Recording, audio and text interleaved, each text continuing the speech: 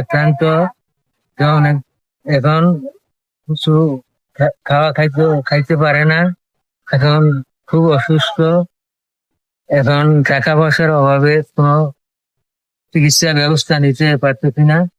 এখন আপনার কাছে একটু সাহায্য সহযোগিতার জন্য আমি এখানে দাঁড়িয়ে আছি। কেউ যদি সাহায্য সহযোগিতা করেন তাহলে আল্লাহ চাইতো আমার স্ত্রীকে বাঁচাইতে পারবো। ঢাকা নিচ্ছি, ঢাকা নেওয়ার পরে নিয়ে কেমন 8টা লিখছিল, দেখলাম 500 টাকার অভাবে আর বাকি 3টি দিতে পারি নাই বলে এখন বছরে 1-1.5 বছর পর আবার এখন ওই রোগে পুরা শরীর সরে গিয়েছে।